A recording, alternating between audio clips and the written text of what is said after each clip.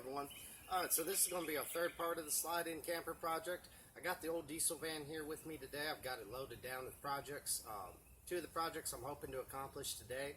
I built a evaporation cooler. I'm hoping to get that installed, and then I'm going to build an outdoor shower. I'm hoping I got time to do all of that today. The evaporation cooler, I'm hoping it works. Today's supposed to be about 85 degrees and 58% humidity. Typically evaporation coolers like very low humidity, but we'll see how it goes. I'm sure it's going to be better than nothing, and either way it's going to be a fun little project. But so let's get to it. It's going to be out starting to get warm, so I'm going to go ahead and get started on the cooler before it starts getting hot. I'm definitely going to want a cool place to go once I start building the shower. It's going to be hot, and air conditioning won't be a bad thing.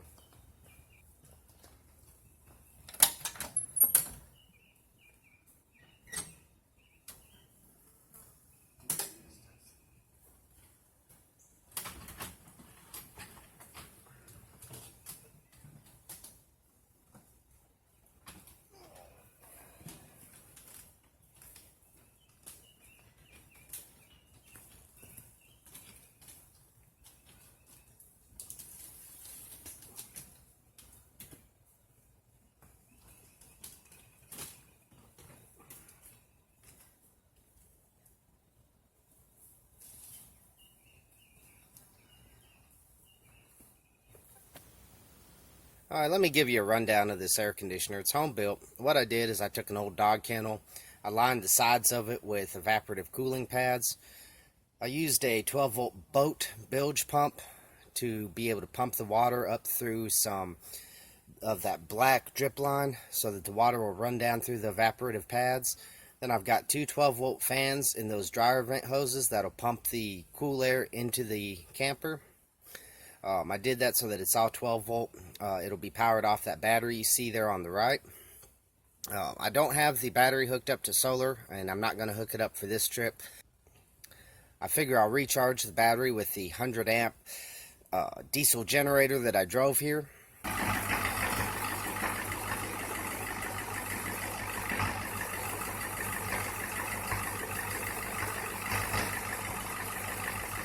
Main concerns are with the power consumption is the pump is actually probably a stronger pump than what I need, and it's going to draw 3 amps. So I imagine that I'm not going to be able to continuously run the pump. I'll probably be able to run the pump, get the pads wet, then I'll have to shut the pump off. The fans, I think they're 8 watts. They should run for quite a while on the battery. I do expect I'll probably still have to regularly charge this battery on this trip, but I should have cool air. A couple things I need to do first. I need to go ahead and put a hole in the top of it so that I can add water to it. And then I'll need to work on doing the electrical. After I get the electrical done, it should be working. I should make sure I don't have any problems with the function of it. And then I'll be able to build the bezel in the inside that's going to make it look all nice and neat on the inside.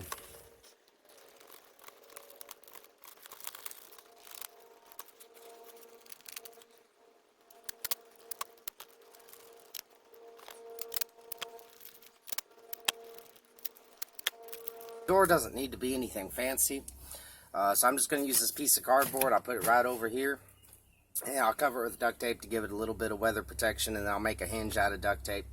Then I'll just be able to just flip it open, pour water inside, and I think we'll be good to go.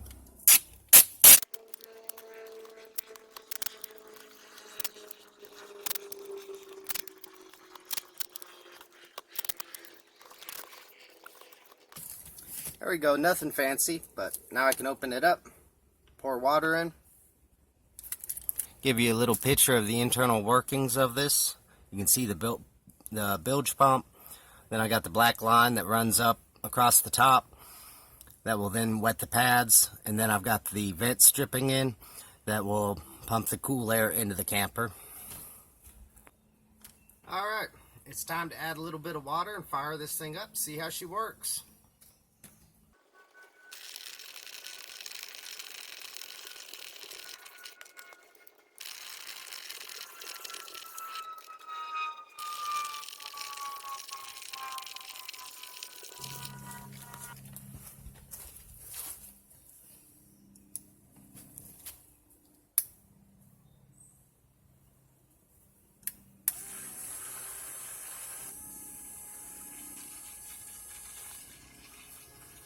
the pump's working.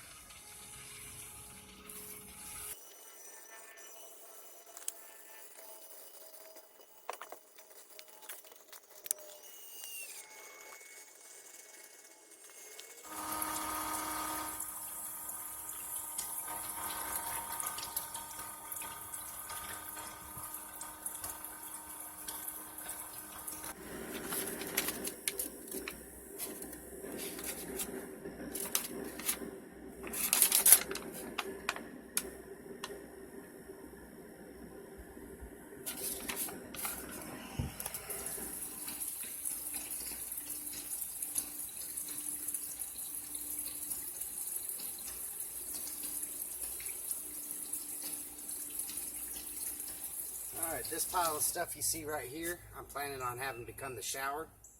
It's going to be an outdoor shower. I kind of mocked this up together at home, so it should go together pretty good. The nails I got were for a nail gun. I didn't want to make another stop, and that was the only nails I could find. So I will have to break those apart. It's going to be a little bit more work. But basically, I'm going to work on assembling this, and I'll show you how it works once we get it done.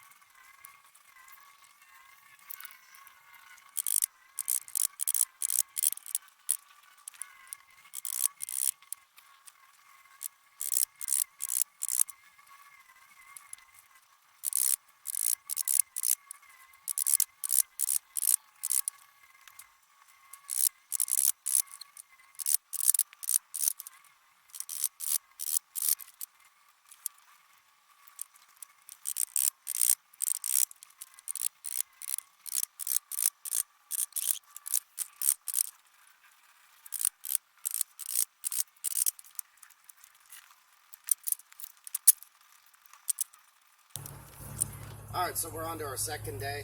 Yesterday my camera stopped working, so I didn't get footage of finishing everything. But I got the air conditioner finished installed. It looks like it's a little unlevel, and that's because it is. I intentionally made it lean a little bit to that side, mainly because I have to carry all of my water in here, and I want this thing to use as little water as possible.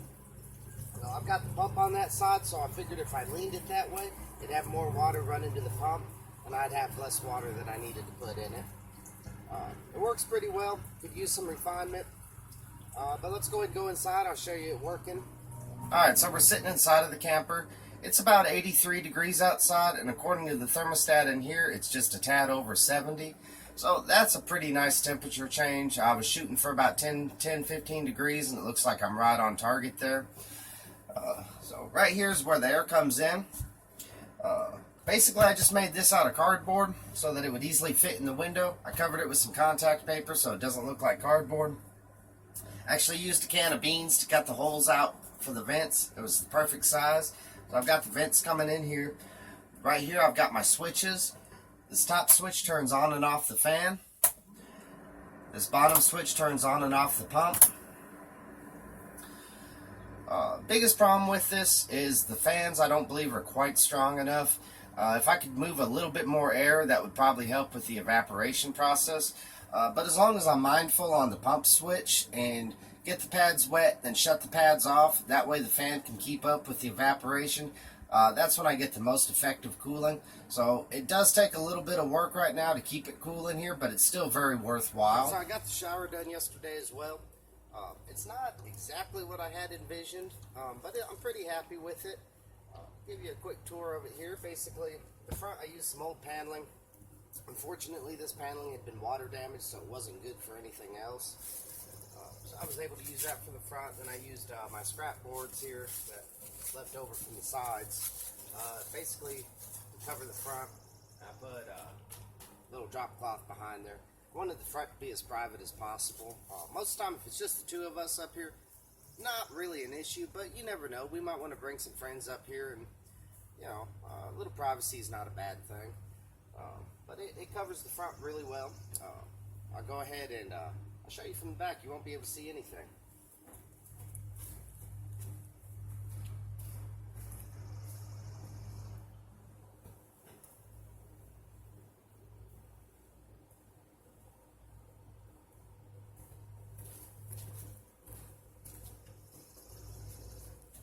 So that's pretty private.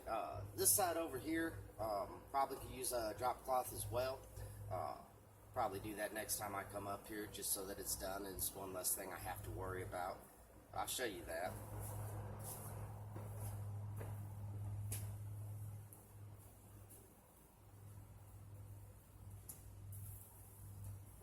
Definitely see a lot more through the side there. I mean, you'd have to be looking, but a little bit of plastic right there would go a long ways. Let me show you the inside. I used a plastic pallet for the floor. It gave a pretty nice surface area.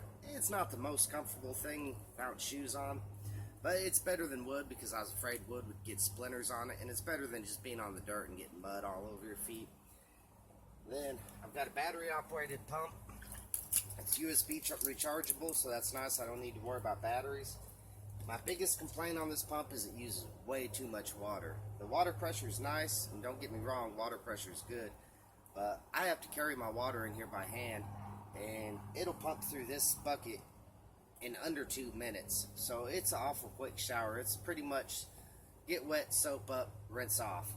I do have an extra jug of water right here just to refill it in case you need a little bit more water. Last night when I was taking my shower, I barely got rinsed off in time. I have short hair, and I don't even know that I could wash my hair on 1 bucket of water. So that's a little disappointing. I might add a line restriction in the line here, maybe some kind of valve. I might replace the shower head with one that can be shut off. That way I could maybe control the water flow a little bit. I was originally going to do one of the pump sprayers with the sink sprayer nozzle on it. I ended up deciding against this because I was able to get a whole setup for the same price. In hindsight, I probably would have rather done the pump sprayer just because it would use a lot less water.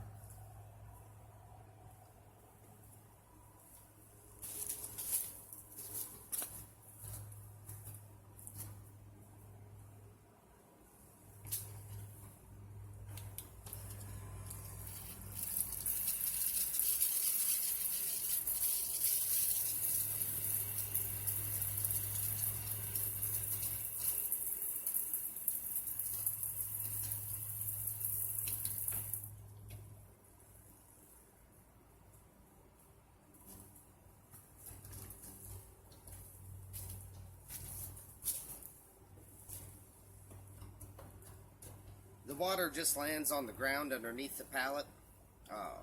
Considering it's only a couple of gallons for a shower at a time, I figure the ground should be able to soak up the water just fine. Had I thought about it, I probably should have dug out the ground, made a little hole underneath the pallet before I put everything here. And I still might if it ends up being a problem, but so far it's worked, and so I'm not going to worry about it for now. But if water starts running down into the pathway, I'll have to address that. Well, I ended up picking up another little project for the day. She went fishing. She caught a little tiny catfish. It's a little past lunchtime. I'm getting kind of hungry, so we're going to fry up a catfish. Got the card table set up out here so I can cook outside. It is cool in the camper, but I don't want to cook fish in the camper. And I also don't want to heat it up in there any more than I need to. So we're going to cook right here in the shade. We should have a pretty good lunch. Yay, fish.